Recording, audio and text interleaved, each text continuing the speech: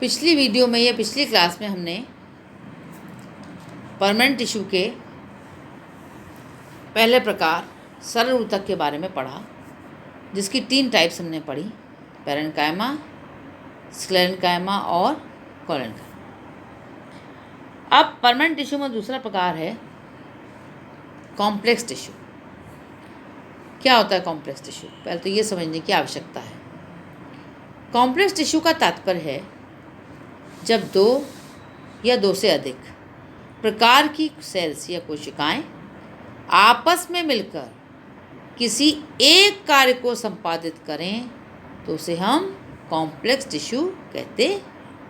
यानी सेल्स का आकृति, शेप सब कुछ अलग अलग हो, 2 हो या 2 से ज़्यादा हो, लेकिन सब प्रकार की जो सेल्स हैं, प्रकार 2 या 2 से ज़्यादा जो प्रकार हैं वो लेकिन सब मिलके केवल एक कार्य को अंजाम दें तो उस प्रकार के टिश्यू को हम कॉम्प्लेक्स टिश्यू कहते। कॉम्प्लेक्स टिश्यू 2 प्रकार का होता है, जाइलम और फ्लोएम। तो हम प्रथम जाइलम की बात करेंगे। जाइलम 4 प्रकार की कोशिकाओं से मिलकर बनता है।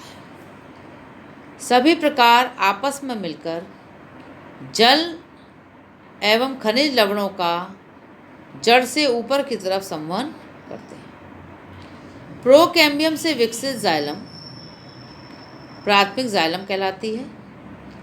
इनमें जो पहले विकसित होती है उसे हम प्रोटोजाइलम आदि दारू और बाद में विकसित को मेटाजाइलम कहते हैं। ये 4 प्रकार की कोशिकाओं से निर्मित होता है। कौन? जाइलम, जिन्हें हम जाइलम एलिमेंट्स कहते हैं। अब जाइलम के जो 4 जाइलम एलिमेंट्स हैं वो कौन कौन से हैं? पहला है वेसिल्स यानी वाहिका, दूसरा है ट्रैकीट यानी वाहिनिका, फिर है जाइलम पैरेन्काइमा यानी जाइलम मृदुऊतक, और चौथा है जाइलम फाइबर यानी जाइलम रेशा। तो पहले हम बात करते हैं वेसल्स या वाहिकाओं की। अगर हम वाहिकाओं को देखें तो वाहिका ऐसे प्रतीत होती है कि नलिका है लंबी, नीचे से लेकर ऊपर तक। एक्चुअली क्या है, ये नलिका के समान लंबी बेलनाकार संरचनाएं होती हैं जो वाहिकीय कोशिकाओं के एक के ऊपर एक क्रमबद्ध रूप में व्यवस्थित होने पर बनती है। यानी वेसल सेल जो है यदि एक के ऊपर एक लग जाएं तो एक मिलकर एक ट्यूब का निर्माण करेंगे, ठीक है। अब जो वेसल एकल वाहिका यानी एकल वेसल को हम देखें तो उसकी चौड़ाई अधिक और लंबाई कम होती है और कोशिकाओं की भित्तियों पर लिग्निन का जमाव पाया जाता है। 2 वाहिकाओं के बीच और भित्ति जिस पर एक या अनेक छिद्र होते हैं उसे हम परफोरेशन प्लेट कहते हैं। यानी एक वाहिका से दूसरी वाहिका जो उसके ऊपर स्थित है या उसके ऊपर तीसरी वाहिका स्थित है, हर वाहिका के बीच में एक भित्ति होती है जिसमें हम परफोरेशन प्लेट कहते हैं। उसमें एक छिद्र हो सकता है बड़ा पूरा, यानी पूरी खोखली हो बीच में, या चलनी के समान छोटे छोटे कई छिद्र पाए जाते हैं। तो यदि एक छिद्र होता है तो उसे हम सिंपल परफोरेशन प्लेट कहते हैं, और बहुत सारे छिद्र हों तो उसे हम मल्टीपल परफोरेशन प्लेट कहते हैं। वाहिकाएं बाद में मृत हो जाती हैं। इनमें भी वलयाकार, सर्पिल, सीढ़ीनुमा, जालिकावृत, द्वितीयक निक्षेपण पाया जाता है। यानी सेल्यूलोज की वॉल पर जो निक्षेपण मिलता है लिग्निन का द्वितीयक, वो इन आकार में पाया जाता है। बीज के पट गलने से ये सतत नलिका रूप संरचना दिखाई देती है। प्रोटोजाइलम में वेसल्स में एनुलर और स्पाइरल थिकनिंग्स, और मेटाजाइलम में स्केलेरिफॉर्म एवं पिटेट थिकनिंग्स पाई जाती हैं। स्केलिफॉर्म और पिटेट दोनों प्रकार हैं लिग्निन के जमाव के। शेप बनती है, पिटेट मतलब गर्तनुमा, स्केलिफॉर्म मतलब सीढ़ीनुमा, स्पाइरल मतलब स्पाइरल सर्प जैसा, और एनुलर मतलब रिंग जैसा। तो ये अलग अलग प्रकार की थिकनिंग है और इन थिकनिंग के बारे में आप प्रीवियस क्लासेस में भी पढ़ चुके हैं।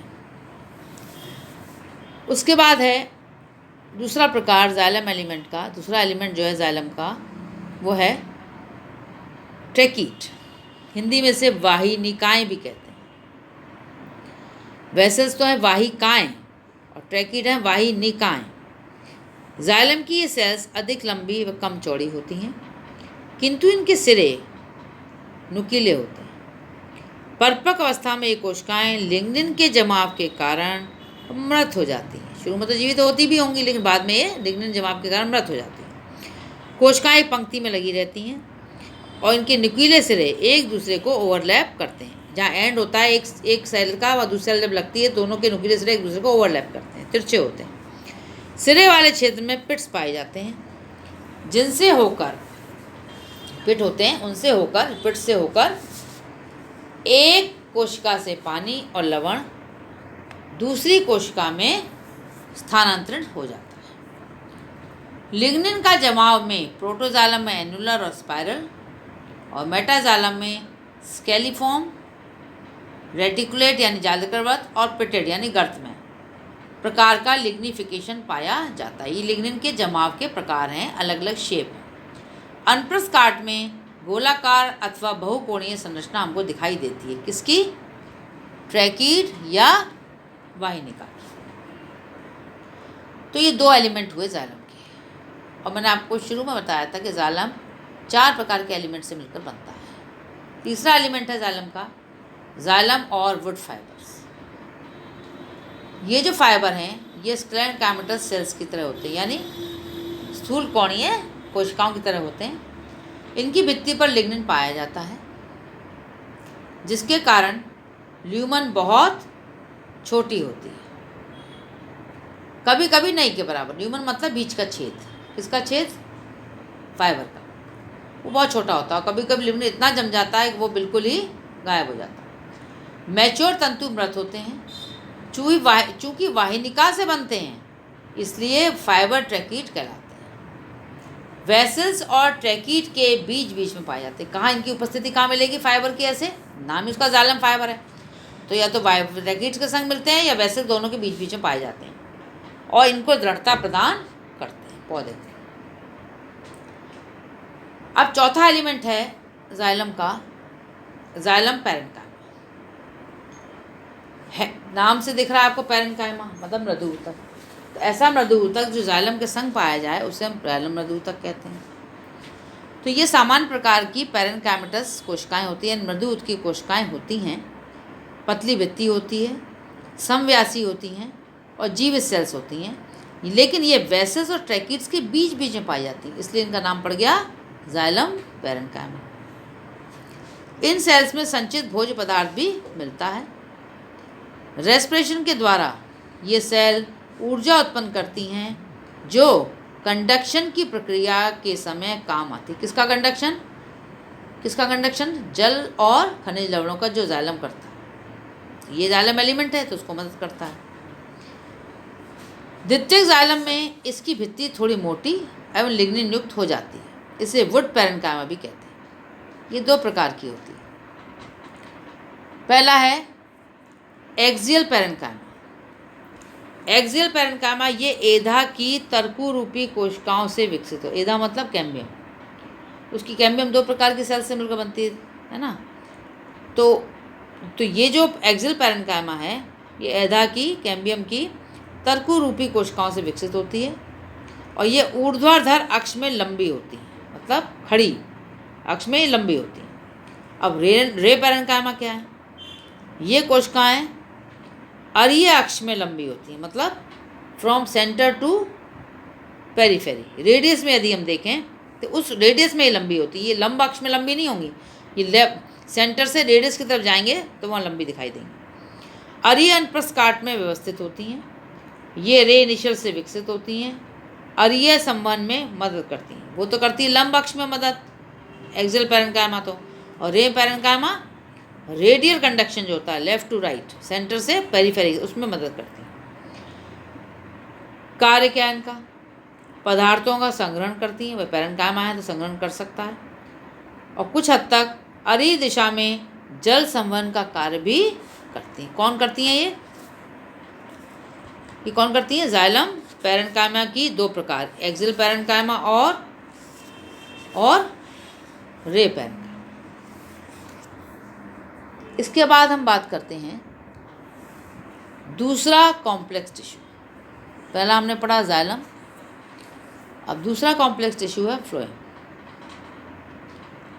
फ्लोएम का कार्य क्या है? जाइलम का कार्य तो है जड़ से पत्तियों तक जल और खनिज लवणों को पहुंचाना, और फ्लोएम का कार्य आप पढ़ चुके हो, पढ़ते आ रहे हो शुरू से। फ्लोएम का काम क्या है? पत्ती द्वारा बनाए गए भोज्य पदार्थों को पादप के विभिन्न अंगों तक पहुंचाने का कार्य जो करते हैं उसे हम फ्लोएम टिश्यू कहते हैं। अब जो फ्लोएम टिश्यू है क्योंकि कॉम्प्लेक्स में है, इसलिए ये भी 4 प्रकार के एलिमेंट से मिलकर बनता है। कौन कौन 4 प्रकार के एलिमेंट्स हैं? पहला है सीव ट्यूब, दूसरा है कंपेनियन सेल्स, तीसरा है जाइलम पैरेन्काइमा, और चौथा है जाइलम फाइबर। इसमें भी पैरेन्काइमा फाइबर है, उसमें भी पैरेन्काइमा फाइबर था, केवल 2 टिश्यू ऐसे इनके नाम अलग हैं। इसमें सीव ट्यूब है और कंपेनियन सेल्स है, उसमें ट्रैकीड्स और वेसल्स थे। अब पहली बात करते हैं हम सीव ट्यूब की। सीव ट्यूब क्या? सीव मतलब छलनी। फ्लोएम में पाई जाने वाली महत्वपूर्ण सेल सीव ट्यूब होती है। ये चालनी कोशिकाओं के एक के ऊपर एक व्यवस्थित होने से बनती है।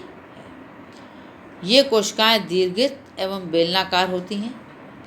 इनकी लंबाई भिन्न भिन्न पादपों में भिन्न भिन्न होती है और चौड़ाई लगभग 10 से लेकर 70 म्यूएम हो सकती है। आवृतबीजी यानी एंजियोस्पर्म के द्वितीयक फ्लोएम में इनकी लंबाई 500 म्यूएम तक हो सकती है। ये चालनी कोशिकाएं बड़ी ल्यूमन कैविटी वाली जीवित सेल्स होती हैं। इनकी अनुप्रस्थ भित्ति में अनेक छिद्र पाए जाते हैं।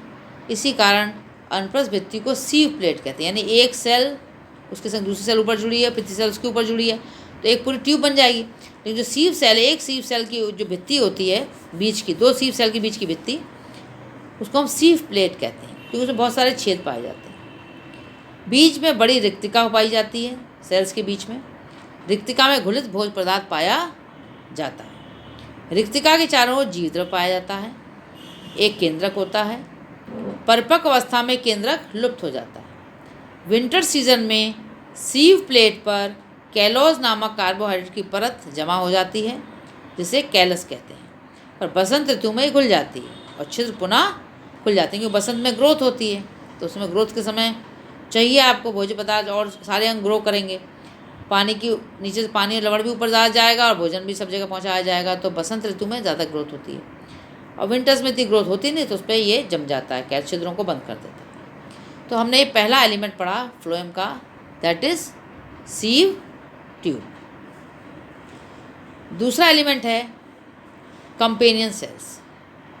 सीव ट्यूब के साथ साथ पैरेन्काइमेटस सेल्स भी पाई जाती हैं जिन्हें कंपेनियन सेल कहते हैं। सहकोशिका, ये सेल जीवित होती हैं, मतलब ये भी जीवित हैं और इनमें स्पष्ट और बड़ा केंद्रक पाया जाता है। सीव सेल एवं कंपेनियन सेल की उत्पत्ति एक ही सेल से होती है, यानी सीव सेल और कंपेनियन सेल की जो मदर सेल है वो एक ही है।